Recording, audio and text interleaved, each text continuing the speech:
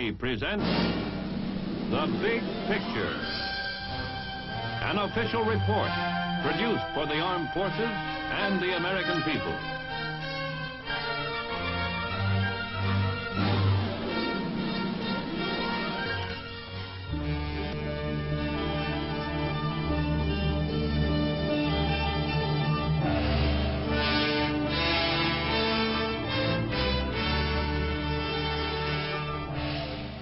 A small, rocky, typhoon-swept island. This is Okinawa, principal link in the Ryukyu's chain, which stretches more than 340 miles over the vast western Pacific from Japan to Formosa. Unimportant? Perhaps at first glance. But Okinawa's role in today's tense world is far out of proportion to her size. In area equal to half that of Rhode Island, Okinawa is a vital outpost in the free world's defense network, less than 400 miles from the coast of communist China.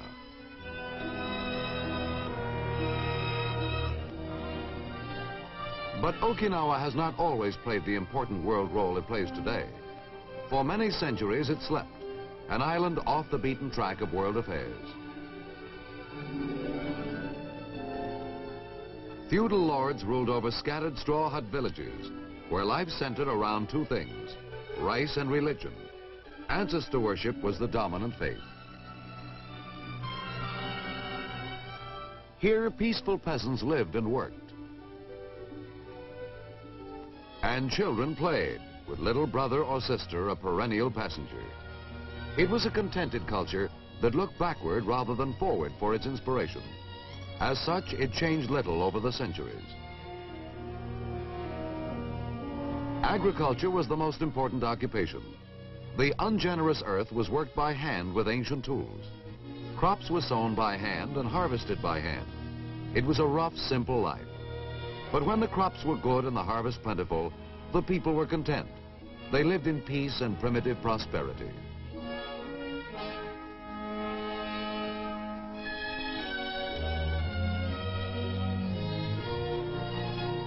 The harvest occupied everyone. It was the women's work to separate the grain from the chaff. It took strenuous shaking to sift the rice kernels through a straw sieve, a method as old as farming itself.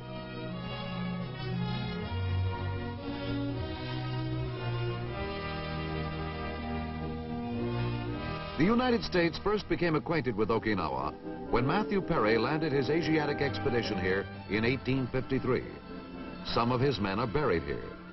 When Perry returned to the United States, he recommended to Congress that they annex the island, but Congress was uninterested.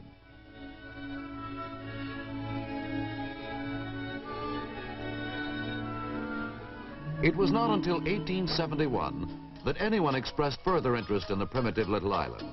At that time, Japan incorporated it into her empire. The Japanese gave Okinawa their language and introduced the natives to the more advanced Japanese culture. The dance in particular became important, and the Okinawans, always an easygoing, friendly people, took pleasure in many celebrations featuring the highly stylized Oriental dance.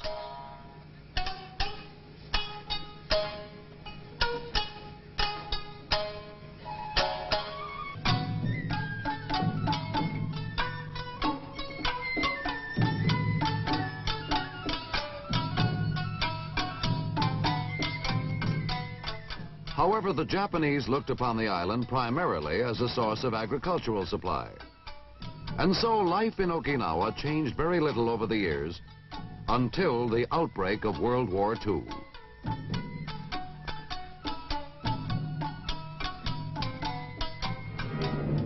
Vital to the Japanese defense, Okinawa had to be taken before our main attack on Japan could succeed.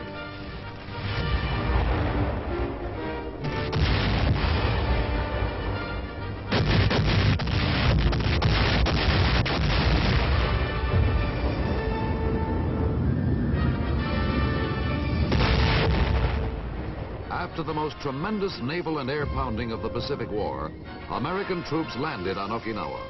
It was Easter Sunday, 1945. It was also April Fool's Day. It marked the beginning of the most bitter island battle in modern history. The Japanese defense turned out to be desperate. This was their last outpost, their last chance to blunt the American blow on Japan itself. They fought with fanatical fury.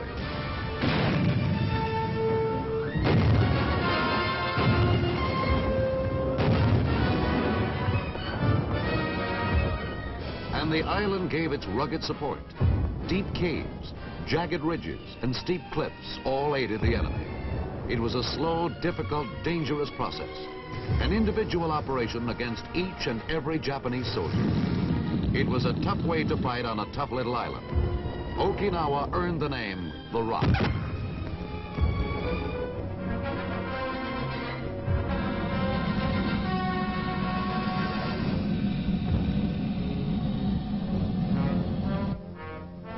Six whole divisions took 5 full months to wrest Okinawa from Japanese control. The few prisoners taken attested to the fury of the battle. When it was finally all over, there wasn't much left standing on Okinawa.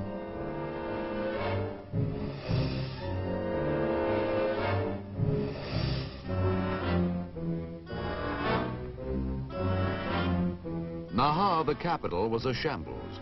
We had no time to fix it either, because the Rock was the staging area for the assault on Japan. But that assault never came. Suddenly and dramatically, the war ended. And when the Japanese surrendered, Okinawa was placed under United States jurisdiction. Okinawa, after the war, was a forlorn place. Equipment shot up during the fighting. And equipment piled up for the invasion of Japan lay around to rot and rust away. The Rock was forgotten.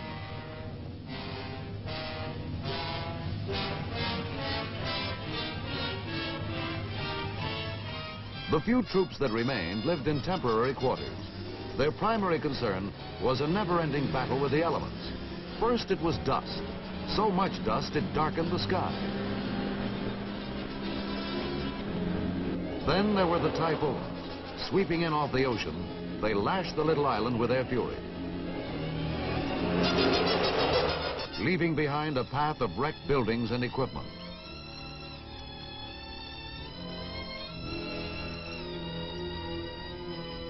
And afterwards, mud, bogging down everything to a crawl.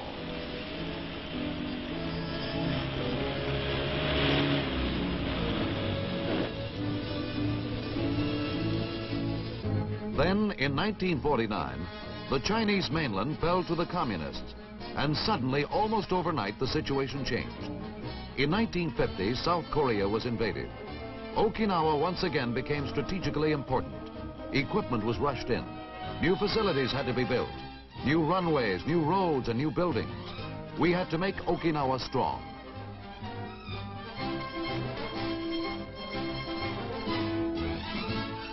Air bases came first.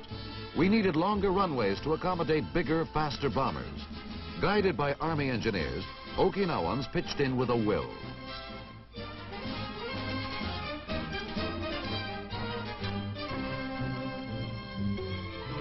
Heavy equipment was brought in, and men who had never even seen steamrollers were taught to operate them. Concrete and steel and human sweat gave us a first-class airbase in operation in time to support the Korean War. Day after day, plane after plane, the B-29s roared up from their Okinawan bases. Out over the Yellow Sea, 1,000 miles on missions over North Korea to blast strongholds held by the communist enemy.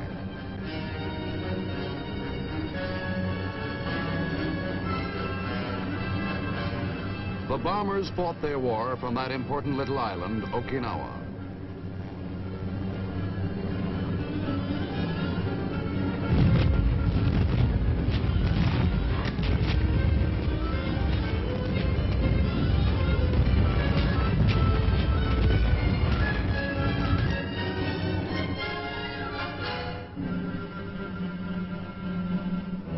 But the air bases were only the beginning. If Okinawa was going to be our primary military establishment in the Far East, a great many other things had to be accomplished too. Barracks, headquarters, warehouses, depots, and other facilities were entirely inadequate. New typhoon-proof permanent buildings had to be constructed. To keep costs at a minimum, contracts were let out to Japanese and Philippine companies. Okinawans were taught new trades. Many became skilled bricklayers, steel riggers, painters, and carpenters, and Okinawa blossomed out in a boom of construction activity.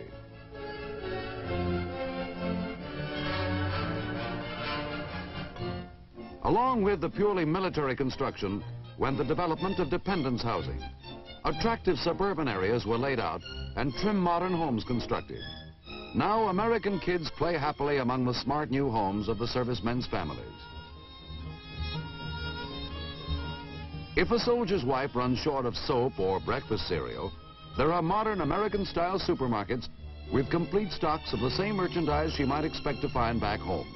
There's even somebody to help with the grocery cart. The Interfaith Chapel, recently erected at Sukiran, is a handsome example of the clean modern lines to be seen in Okinawa's new construction. New 2- and 3-story army barracks are complete units in themselves, with troop quarters, administration offices, supply rooms, armory, and mess hall, all under one typhoon-proof roof. The new construction on Okinawa has extended to every area of activity. University buildings, hospitals, theaters, public buildings, and sports facilities all have been built to serve Americans and Okinawans alike.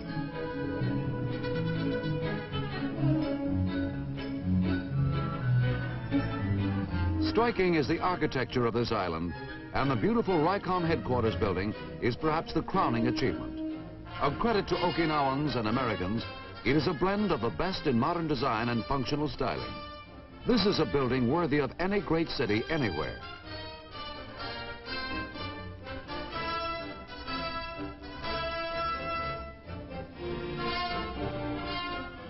To tie in the numerous facilities spread out over the island, a modern communication and transportation system had to be constructed. Before the American occupation, there were few paved roads on Okinawa. Mud and dust trails were often the only means of getting around. Heavy equipment was employed to tackle the difficult terrain, and as in all phases of the modernization program, local Okinawan labor was taught to operate it. This policy not only saved many millions of dollars to the American taxpayer, but also gave the Okinawans a degree of know-how in handling modern equipment that they never could have attained any other way.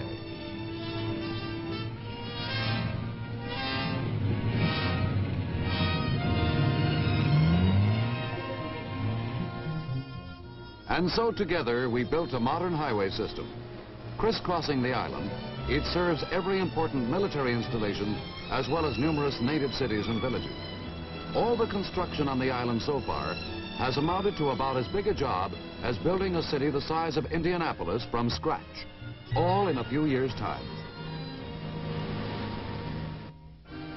But for the troops on Okinawa, it has not been simply a question of building a base. They must stay in the peak of condition. A field problem may last the night or begin before the sun is fully up. Men attached to the Army Special Forces load their equipment aboard the submarine Tilefish for an underwater demolition exercise at a nearby island. Soldiers in these units are trained in a variety of combat skills which particularly qualify them for specialized and often hazardous duty. They are typical of the versatile military strength on Okinawa, which also includes large air and naval forces, as well as the 3rd Marine Division. This practice mission calls for a pre-dawn landing on a training beach by swimmers from Tilefish. The men are carefully briefed before the submarine departs.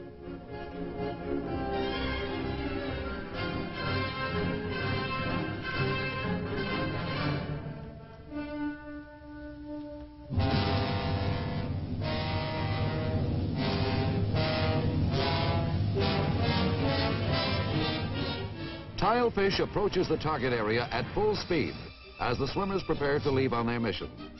Carrying bags of explosives, wire and detonating devices, their objective is to destroy beach obstacles before a practice amphibious assault landing is carried out later in the day. Training such as this in Okinawa's rugged waters makes these men outstanding as versatile combat-ready soldiers. Split-second timing and physical endurance are both demanded by such strenuous assignments. Men in these units can be utilized anywhere in the Far East if an emergency requires. Into the water and into the beach, with only the fish for company.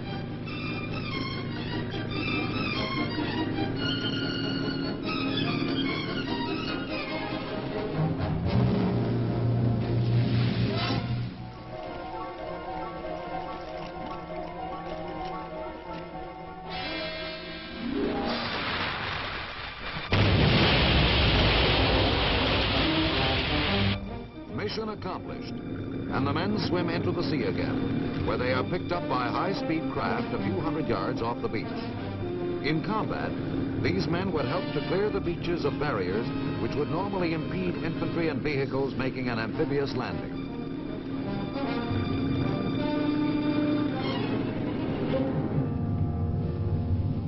Constant practice in the offensive and defensive phases of amphibious operations pays off in troops well trained to handle any invasion attempt.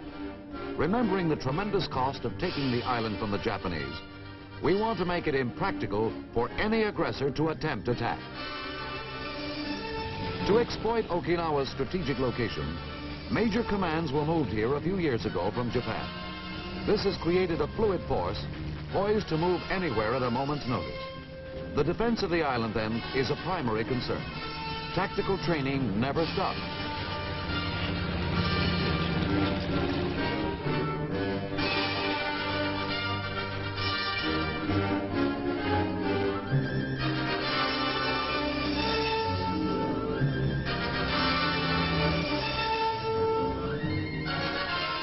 In these operations, new techniques are constantly employed and new equipment tested out under battlefield conditions.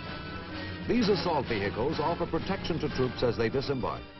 Only through this constant training are commands kept at top efficiency, and RICOM, the Ryukyu's command, intends to keep it that way.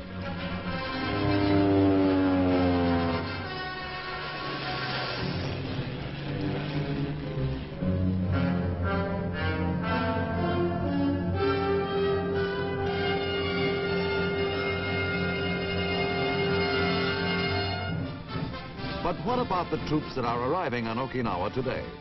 What do they find on this, our most important military base in the Far East? Personnel assigned to Okinawa today will find a modern community, in most respects very similar to many communities in America. They will find a place where they can settle their families and live as Americans and good neighbors in this Okinawan community.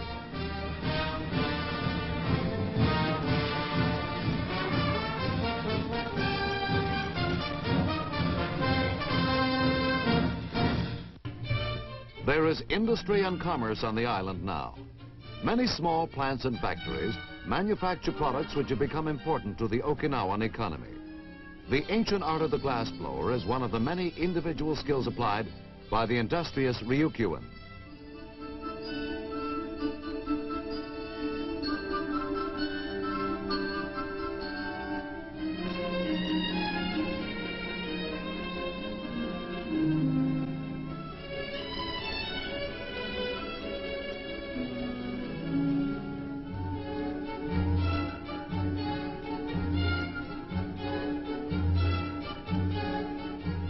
Products from these small industries are used locally and for export to Japan.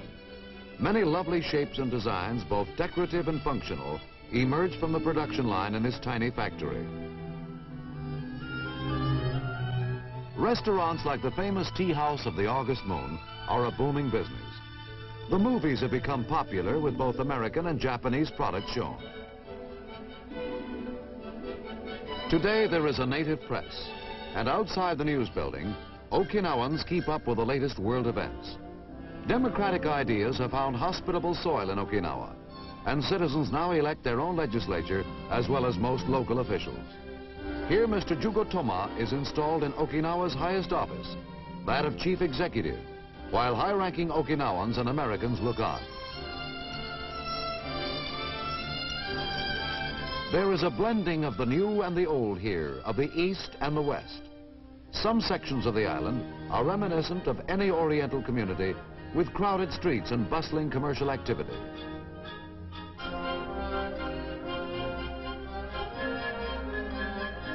There are ultra-modern department stores.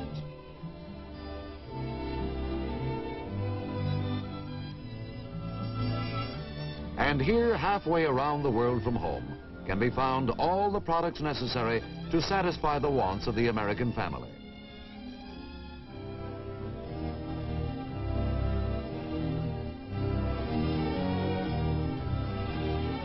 These stores, staffed by native Okinawans, do a booming business with the serviceman shopper.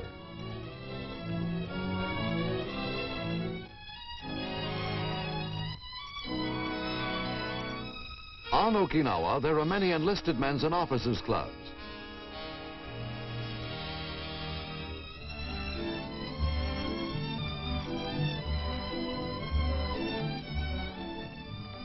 Supported entirely by members' dues, they provide many facilities for family recreation.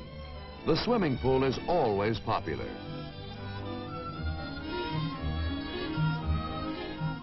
There is an excellent golf course.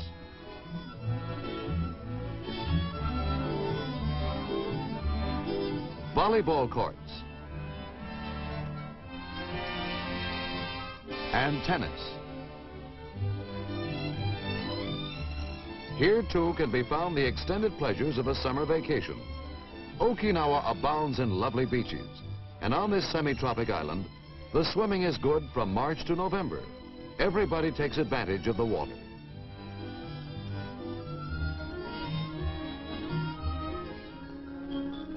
But how has all this activity affected the Okinawans? Under American guidance, the island has turned into a prosperous modern community. Agriculture is still important to the economy, and new commercial possibilities have grown from it.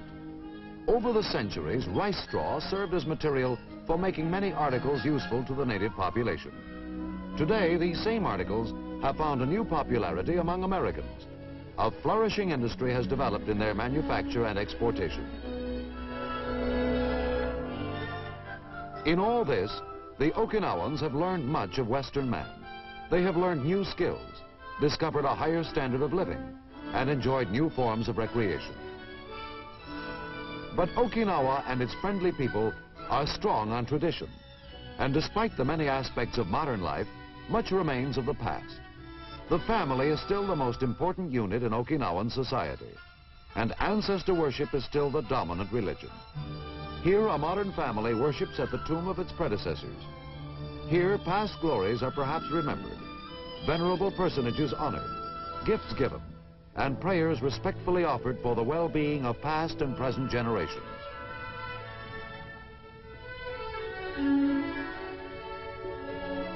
Inside the more elaborate shrines, the same simple ceremony pays respect to those who have gone before.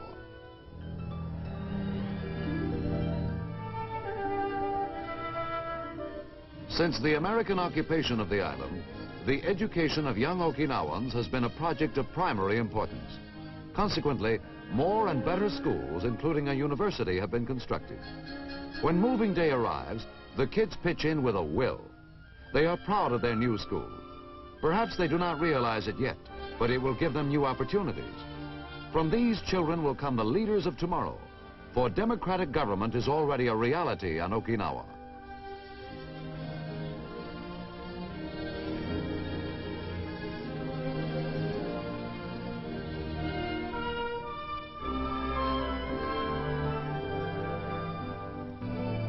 Many things in Okinawan life have changed only superficially under the American influence. Fishing, one of the oldest industries on the island, is carried on from a fleet of fast modern trawlers, which often travel far from the Ryukyus in search of a catch. The island's location in the modern air age makes it vitally important as a stop-off for commercial airliners on long trans-Pacific flights. Heavy air traffic is one more reason why Okinawa's future is brighter today than at any time in the island's long history. More than 100 years ago, Konrad Adenauer's expedition recognized Okinawa's geographical importance. Today, Pacific air travel is safer and more comfortable because of it.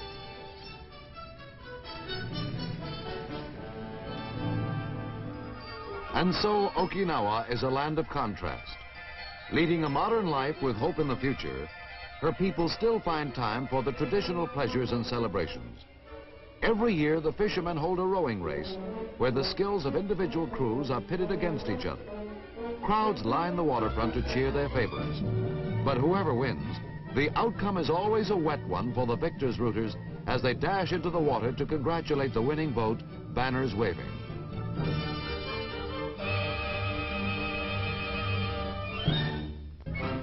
Like all people everywhere, the Okinawans love a parade. The 100th anniversary of Commodore Perry's visit offers both Okinawans and Americans a chance to celebrate. School is let out for the day, and thousands of kids parade through the streets of Naha, waving the flags of both Okinawa and the United States. Craftsmen of both nationalities test their skill in making colorful floats to dramatize.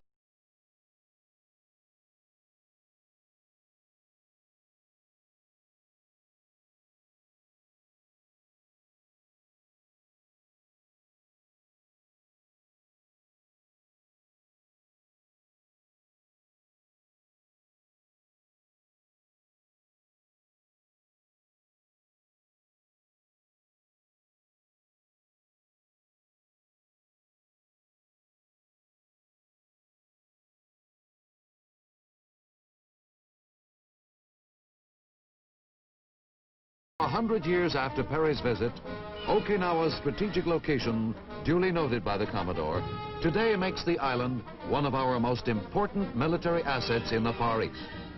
Following the carnival of floats, there is a traditional sport. Youngsters compete in balancing the gay ceremonial banners high in the air.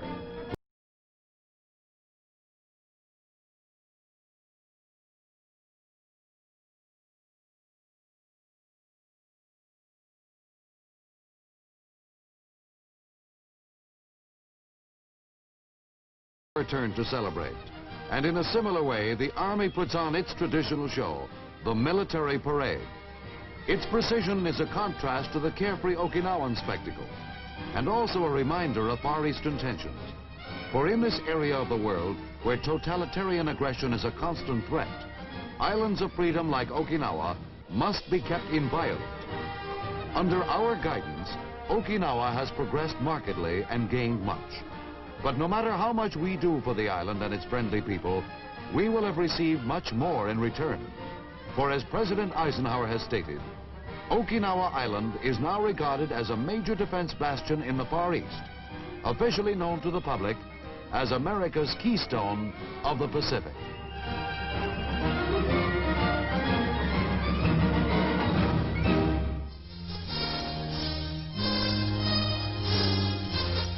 The Big Picture is an official report for the armed forces and the American people.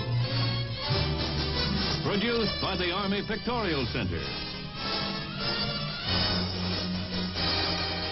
Presented by the Department of the Army in cooperation with this station.